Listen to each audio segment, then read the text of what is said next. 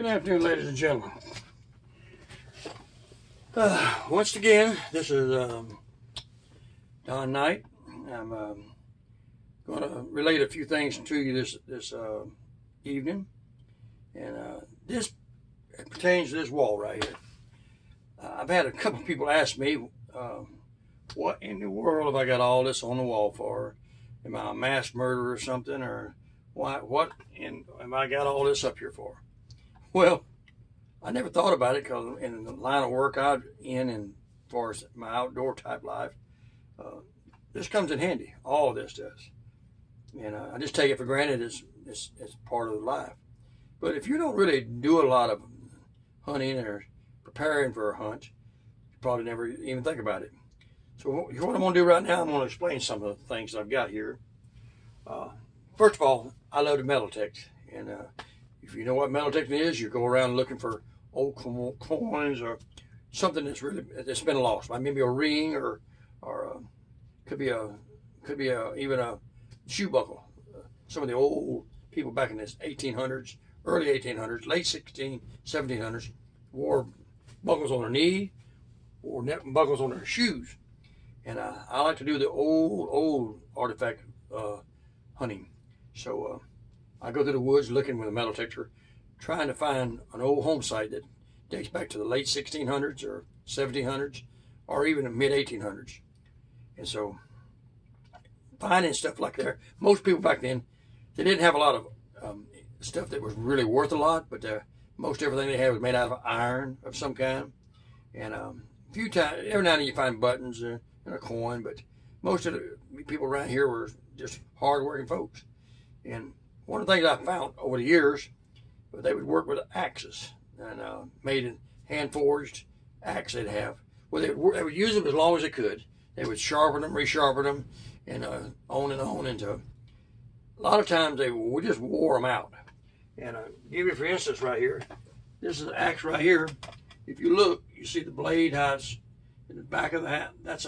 This is an axe you use to split wood with also, but that's basically what the axe head would look like. But over time, this right here, this at one time was this, shaped like that right there. This axe probably dated back into the very early 1800s or late 1700s. And what it was, this right here was how it was shaped when I found it. But it was solid all the way across here. Came across, came down, came back. It was one piece. But the blade was shaped like this. And the reason it was, now the handle would have been down here. It would have had a handle down here. But the way that thing's shaped, they had sharpened it. Because when you're chopping down into wood, normally the top makes contact first. And it's doing most of the biting when it goes in. Or if you throw it, usually the top penetrates first. The handle will be here, axe goes in like this. Well, over the years working with it, working and sharpening it, because they go on a sharp axe when they're working, they wear the front down, the top down. But when you wear it down, now when you go to hit something, it's off balance. It doesn't stick like it should, it doesn't bite into the wood like it should, and they discard it and get a newer one because they can't use it, or it's not feasible to use. So I find these things with a metal detector, and they've been laying in the ground for 100 years, 150 years, and to me it's just, sends off a big signal, and to me it's just amazing that something like that was used that many years back. Well, I do a lot of deer hunting, and in process of deer hunting, we can do a lot of tree climbing and trimming brush out of the way, shooting lanes down through the woods, bow hunting or rifle, whatever. Do a lot of trimming of limbs. Well, you don't normally tote a big axe around walking around deer hunting. I mean, it's just not feasible. People have a pocket knife or what have you, but I've always thought an axe, a small axe, was ideal. Well, I like to create things too. So what I did, I'd bring back several of these axe heads I found, and they would be shaped like I said. They'd be straight across.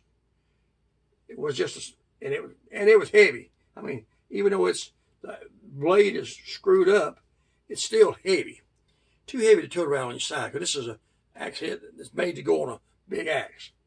What I would do, I would draw out a line and I would take a saw and I'd cut it off. And then I would grind it down, a little edge on it, and I would come across here, I'd cut it off, and I'd cut that piece out. Then I would smooth it down with file grinders, and I would make a new axe much lighter, but to make it work, I would do it like this. Now, the top is what you want to enter the wood first. Ideally, it can be both, but if you've ever thrown an axe in competition, or if you're trying to take down something like, if you want to take down a deer that you wounded in front and you want to take it out without walking up to it, you can throw this here and it will land. If you throw it right, this part right here is going to hit first. It's going to penetrate. Very, very wicked. It's got the weight behind it. The point goes in first. Very wicked. Plus, now I've got from here up, I've got a good edge to chop limbs, cutting through limbs, cutting through small trees. Around camp, cutting firewood. It works fantastic. It's not too heavy. Plus, I've made myself I can drive nails with the back of it. I've got a hammer on the back. I use hickory oak for the woods. Put me a handle on it. And then make a holster that will tote on your side. Put it in your side right here. Tote that with you. And it works fantastic. Not too heavy, not too light, but really works awesome. Well, excuse me. I made this for me. Actually, I made it, says here 1291. 1291 is when this was made. About 27 years ago. I had about probably 40-something, 44-year-old, whatever. When I made it, I had two brothers, F. Knight, F. Knight, and Gary Knight. I ended up making one for each one of them. Brother Gary still had his, or did have it. And this one right here, this is for my brother. My brother F passed away in the year 2000. But I gave him this about 8 years before he passed away. And he took well good care of it. And you never know what the axe is going to be like with the heads you find. So they're not the same. Everyone's unique. So I made this for him. And there again, great for throwing. Awesome to chop with. I mean, really, real good head to bite into the woods. Now here's two different ones. They're alike, but they're not alike. You can see all the wood, I mean the metal right here.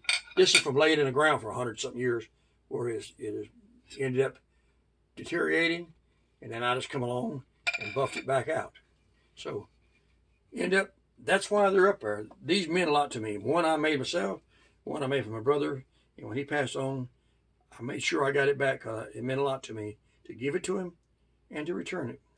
So that's why you see him up there looks like some crazy man. Well, there's a reason for it. So I made them for that.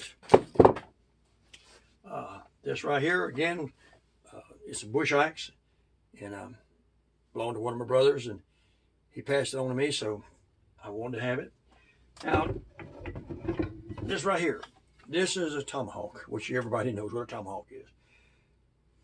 Good friend of mine named Lee Shealy, many, many years ago, made this for me. He was a gunsmith, and in his shop, he put a number, I think it was number 6, 006. Lee Shealy, 1974. 1974. He made this head. Well, I just took a piece of wood and cut it out. But that's basically the same thing they used back in the 17th century when they was fighting the Indians or walking around with a muzzleloader. And I used this, and we used to shoot competition muzzleloader rifles when I was younger. And had shot competition many, many years ago. About 30-something years ago, I started bow hunting, but I loved them anyway. So this was part of it. You took these things, and it'd be 15 foot away, whatever, from a log, and you had to sink it, and you had the knife. You had to throw the knife, and you get pretty good at it, and so good enough to take a deer down for sure. Because I've done that twice. Wounded deer down, not running through the woods normally, but they was moving, and I wasn't going to catch them. But I got close enough to him. When I get within 12 foot, I'm going to hit him. And if I do my part, it's going to hit me. It's going to be right. And so these things works, and that's why it's here. These other things, that's pouches I made years ago to muzzleload hunt with. And you got to carry your implements with you. This is like this is what you start. You pull it down the barrel with. Things like this right here. This holds the caps, percussion guns, and then you have your knife that it's called. We cut patches with. You cloth patch that you seat your bullet with. And this right here, this is crude, really. This is crude, but in reality, I made that out of a file. Just took a file and I ground down the sides, and then I seated it into a piece of deer antler. You can't see it now. I carved in a rattlesnake on one side, a big buck on the other, bear's foot on the end of it. It's wore down because of the dozens of years I toted it deer hunting. Because everything I made had something to do with hunting. But there again, nothing, not worth all that much, but to me, it's priceless. And I have no intention of ever selling it. Even if I don't muzzle hunt anymore. At one time I did. And some of the things I used back when I did hunt with muzzleloaders, I still keep them because they mean a lot to me.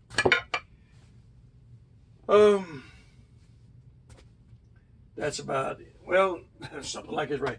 Now this right here is kind of unique. My daughter, which is she's older than I was back then. At that time, she'd been over to Saudi Arabia for the pyramids and part of Europe. She traveled a lot. While she was over there one time, they was on a tour going across the desert, and they had a caravan of camels came by with local nomads, and they stopped out there for some reason close by and walked over there. They walked over and talked to them just to see what they were doing, and one of them was wearing this around his arm. He had it around his arm, and I guess he used it to cut a piece of meat to eat with later around the campfire. Anyway, he had this little knife, and it's very, very thin. I mean, it's really thin, but it holds a real good edge. And she talked me into selling that right there to her. Makes a good, it does make a good pig sticker if you want to call it. But she bought it, and you can slide it up on your arm. Well, I can't get it up on my arm, but on a normal arm, you can wear it on it. Why have I got it? Because my daughter gave it to me. And if it makes you feel bad seeing it on the wall, I'm sorry. But that's the reason I keep it. Things that mean value to me. There's nothing on there that's real valuable, but I have no intention of selling it. So if anybody asks again why I've got all this stuff on the wall, there's a reason. Deer antlers, they're for rattling in a buck. When a buck comes in, you rattle him in. And I've done that. It doesn't work like you think it was as often, but it does work. So that takes care of the knives on the wall. I just thought I'd pass that on for the people that asked me. Okay, into this stuff.